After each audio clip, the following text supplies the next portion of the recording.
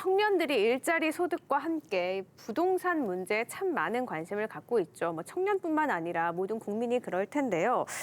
집을 마련하려면 너무나도 많은 시간이 걸려서 금수저가 아닌 이상 평생 내 집 갖기 힘들다라는 의견이 많이 생기고 있습니다. 대선 후보들 과연 이 부동산 정책 어떻게 타개를 하기 위해 정책을 내놨는지 살펴볼게요.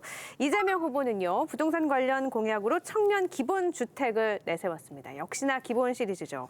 다음 5년 임기 내에 기본주택 100만 호를 포함해서 250만 호 이상의 주택을 공급을 하고 기본주택 중에서 일부는 청년들에게 우선 배정될 수 있도록 하겠다는 건데요. 이 내용 조금 더 구체적으로 살펴볼까요? 네, 기본주택은 중산층을 포함한 무주택자 누구나 건설 원가 수준의 저렴한 임대료로 30년 이상 평생 좋은 위치에 있는 고품질 어떤 주택에 머물 수 있는 그런 주택입니다. 건축물만 분양하는 분양형이 있고요. 임대를 하는 임대형이 있습니다. 사실 그 청년 세대는 그 생애 주기 특성상 진학이라든가 취업, 병력 등의 이유로 정주성이 낮고요. 경제적 기반이 취약해서 자가 마련하기가 쉽지가 않습니다. 1인 가구 비율이 높기 때문에. 그래서 청년 세대의 특성으로 봤을 때는 이런 임대주택과 공공주택으로 하는 거는 취지에 맞는 정책이라고 봅니다. 다만 이런 공공주도 정책의 쟁점은요, 부지 확보거든요. 이거 100만 호 이거 어디 지을 거냐. 네. 후보가 얘기하는 거는 김포공항 부지부터 또 용산 공원 부지가 거론되고 있고, 이 부분은 아마 안철수 후보의 안심주택에서도 같이 고민하고 있는 부분입니다. 그래서 이 공약은 취지 자체가 좋더라도 부지를 어떻게 마련할 거냐, 그것이 지금 쟁점이고 논의가 더 필요할 것 같습니다. 네. 윤석열 후보도 비슷한 공약이 있어요. 5년 임기 내에 250만 호를 공급하겠다라고 밝혔고요. 청년 원가주택 분양을 공약으로 내세우면서 청년주택을 저렴하게 공급함과 동시에 앞으로 돈 벌 기간이 청년들은 많이 남아있으니까 주택담보대출 비율, LTV를 조금 더 많이 확대하겠다라고 했는데, 윤 후보 부동산 공약, 이 부분도 좀 구체적으로 살펴보죠. 허승규 위원님께서도 지적해 주셨던 것처럼 토지 확보가 가장 중요합니다. 서울하고 수도권, 역세권에 토지 확보를 어떻게 할 것인가. 그쪽에 땅을 들고 있는 사람은 이제 정말 한금알 낳는 거위인데 그걸 어떻게 팔라고 할 것이며, 만들더라도 작년에 문재인 대통령 동탄 신도시의 공공임대주택 방문했던 곳, 그 14평짜리 그 주택, 아직까지 공실이라고 합니다. 그만큼 청년들 그리고 시장의 수요에 맞는 그 양질의 주택이 과연 공공이 주도해서 만들어질 수 있을 것인가 하는 것에 좀 우려를 표하고 싶고, 저희 윤석열 후보 측에서 이제 그래서 내놓은 대안은 서울 수도권에 있는 공급을 늘리기 위해서는 공공이 아니라 민간이 주도해야 된다.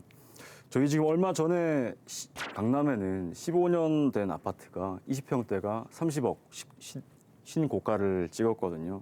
그게 무슨 말이냐면 좋은 입지, 좋은 품질이 되는 그런 아파트는 시장 수요가 계속 높아진다는 소리인데, 그 새로운 그 주택에 대한 공급이 이루어지지 않기 때문에 계속 어떻게 보면 그 20평대 아파트가 30억이 되는 거는 좀 거품이 끼어간다고 볼 수 있잖아요. 그런 것들을 서울 안에서 공급을 늘릴 수 있는 거는 민간밖에 답이 없습니다. 분양가 상한제, 초과이익 환수제 이런 재건축 규제를 완화해서 공급을 늘리게 되면 자연스럽게 서울 안에서 집값은 잡힌다는 것이고, 또 이제 주거 취약계층은 그럼 어떻게 할 것이냐.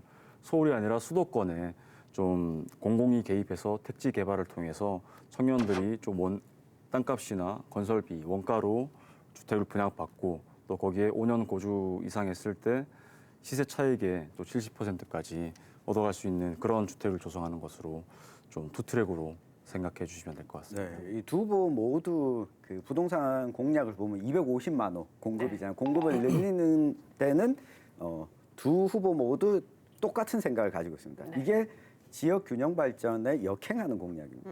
그러니까 공급 숫자가 이만큼 나온다라고 하는 것은 수도권에 이만큼 공급하겠다는 겁니다. 그렇죠. 예. 그러면 이 안철수 후보가 기본 전제로 깔고 있는 것은 이 보유세는 높이고 양도세는 낮추고라고 하는 전제를 깔고 이 공급하는 이 주택 호수도 이만큼 많지 않습니다. 결국은 지역으로 내려와서 인구가 분산되는 효과가 있어야지 이 부동산 가격은 잡을 수 있는 것이지, 네. 이 공급을 늘리거나 또는 규제를 강하게 하거나 한다고 해서 저는 부동산 문제 해결되지 않는다고 생각합니다. 그래서 이 뻥치는 후보들 말고 네. 제대로 된 후보의 공약을 시청자들께서 살펴보시는 게 중요합니다. 그러니까 서울에 살고 싶다고 다 서울에 집을 지을 게 아니라 서울에 살고 싶어하는 그 마음을 바꿀 걸 네. 고민을 해야 된다라는 의견이세요. 뻥치지 말고 제대로 된 공약을 내는 후보를 살펴봐야 된다라고 했는데 그럼 안철수 후보는 부동산 정책에 대해서 어떤 공약을 내놨나요? 네, 기본적으로 지금 문재인 정부의 이 부동산 규제책에 보면 조금씩 하나씩 건드리면서 이 가격의 거품 현상이 계속 일어나게 만들었죠. 여기에다 한 가지 더불어서 이 사람들이 이 집을 팔지 않도록 한 채는 비싼 한 채, 똘똘한 한 채를 똘똘한 한 채. 가지도록 네. 만드는 공약을 냈거든요. 그러니까 있는 집을 좀 거주하지 않는다면 팔 수 있도록 만드는 게 그 안철수 후보의 기본적인 정책 방향이거든요. 여기에서 필요한 그 주거 취약계층에게는 이 공공주택을 공급하겠다. 그 이상 100만 호, 200만 호 이상씩 막 공급하겠다라고 하는 지킬 수 없는 약속을 하지 않는 거죠. 안철수 후보가 그러니까 공공부지에 주택을 짓고 청년 안심주택을 네. 50만 호를 공급하겠다라고 했잖아요. 또 45년간 초장기 주택담보대출을 도입하겠다고 밝혔는데 네. 이 부분은 어떨까요? 네, 뭐 저도 주택담보대출 30년, 네. 네. 지금은 30년이죠. 네, 30년으로 살고 있거든요. 지금 현 정부하에서라면 거의 불가능한 조건이었습니다. 사실 이걸 45년으로 한다라고 하는 것은 사실상 영구 임대주택을 공급하겠다라고 하는 거거든요. 이거는 월세를 내듯이 하지만 내 집이라고 하는 안정감을 가지고 살 수 있는 아주 긍정적인 공약으로 볼 수 있겠죠. 그리고 50만 호 이야기를 했잖아요. 100만 호, 250만 호 이런 이야기 하지 않습니다. 근데 안철수 현실 후보도 가능한 공약을 거라고요? 보면은 전국적으로는 250만 호예요. 수도권 150이고 이제 전국 250이고 이제 청년 안심부 주택이 50만 호이기 때문에 뭐 여전히 비슷비슷하다. 뭐 비슷비슷하다. 물론 뭐 저는 공급이 필요하다고 생각합니다. 이건 심상정 후보 공약도 마찬가지인데 네. 여기 안철수 후보의 그 100만 호 토지 임대부 안심주택의 경우도 절반인 그런 50만 호가 청년에게 우선 공급되는데 여기서도 그 국공유지 활용 고민이 들어 있습니다.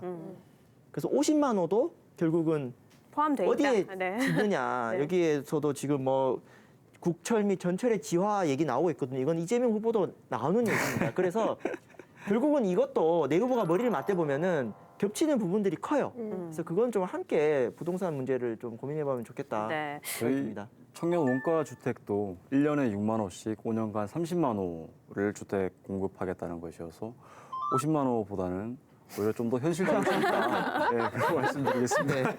후보들은 다 올리는데 여기는 낮춘 거를 많이 공약을 발표를 지금 소개를 하고 있습니다. 심상정 후보도 살펴보죠. 심상정 후보는 보증금 없이 공공임대주택을 빌려주겠다. 이게 부동산 공약의 주요 골자인 것 같아요. 2017년에는요. 반값 공공임대주택 정책, 정의스테이를 내놓기도 했잖아요. 사실 이 정의스테이라는 이 정책부터 이제 주거 공약, 그러니까 청년들을 향한 주거 공약이 이제 좀 시작됐다고 볼 수 있을 것 같고요. 이제 앞에 청년 기초 자산제를 중심으로 그러니까 자산을 어떻게 형성하고 청년들이 어떻게 그러면 이 자산을 가지고 앞으로의 사회생활을 할 수 있을 것인가가 사실 전반적인 공약의 핵심인 것 같아요. 보증금을 형성하기에 드는 어떤 부채 비율이 지금 높은 상황이고 청년들의 이제 채무의 발생 사유가 사실 절반 이상, 절반에 가까운 43%가 주거비였다는 이 결과를 좀 가지고 보증금 제로 청년 공공 임대주택을 좀 공급한다. 플러스 이제 청년들이 받고 이제 주거급여도 사실 이제 요즘은 청년들이 1인 가구 세대가 굉장히 많은데 이게 청년 주거급여를 좀 산정할 때는 이제 기존의 가정이나 부모 세대의 이런 소득이 이제 합산되어서 이 독립 가구들이 주거급여를 받지 못하는 경우가 좀 많아지더라고요. 그래서 그런 부분도 좀 주거급여 대상으로 인정을 하고 적용 기준도 현행 중위소득 45%에서 60%로 좀 상향하는 그런 방향이고 좀 가장 저는 좀 인상 깊게 봤던 지점이 현재 이제 한 명의 최저 주거 기준이 몇 평인지 혹시 아시나요? 4.2평이 최저 주거 기준이라고 하더라고요. 그래서 이제 뭐 원룸이나 이런 고시원에서 생활하는 청년들을 위해서 이게 최저 주거 기준 역시 좀 상향하는 부분을 또 안으로 좀 내세웠는데 사실 뭐 청년들을 위한 정책뿐만 아니라 이런 주거에 있어서 굉장히 취약한 분들을 위한 전반적인 정책이라고 좀 보실 수 있을 것 같습니다. 일단은 그 주거급여에 대해서 이 부모 세대와 구분지어서 하자라고 하는 것은 지금 우리 사회보장제도에 있어서도 이 부양의무제도를 폐지하는 쪽으로 가고 있잖아요.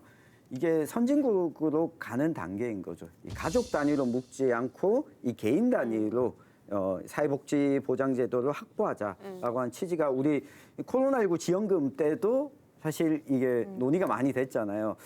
이런 부분은 다른 후보들도 좀 벤치마킹을 할 필요가 있겠다 싶습니다. 네, 우리나라 뭐 3명 중 1명은 1인 가구라고 네. 하니까 이 부분은 함께 고민해야 될 것 같습니다. 그럼 계속해서 손윤길 위원님의 결담 듣고 이야기 쭉 나눠보죠.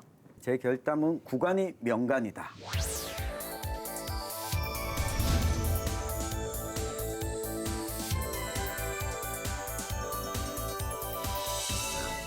정치 초보 두 분과 이 정치에서 이제는 대선 출마만 벌써 4번째인 아주 지겨운 후보까지 있는데 이게 국회의원 활동 경험을 가지고 있고 그렇지만 이 단점과 장점을 모두 좀 흡수하고 있는 안철수 후보의 공약이 가장 현실 가능하지 않을까 이런 말씀을 드리겠습니다. 네.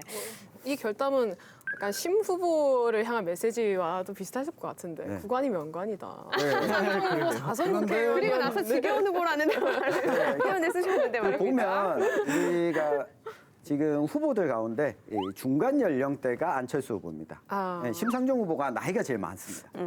네, 진보 정당에서 나이가 제일 많은 후보를 냈어요. 이건 단점이에요. 뭐 샌더스도 70대 나왔습니다. 그리고 윤석열 후보와 또 이재명 후보의 경우에는 60년대생인데 이 두 후보 모두 이 국회 경험이 없어요. 실제 누가 이기든 지금 여당이 이 170석 가까운 의석을 차지하고 있는데 협치와 연대가 가능한 경험이 있는 네. 후보가 국정 운영에 안정감을 주지 않을까 싶습니다.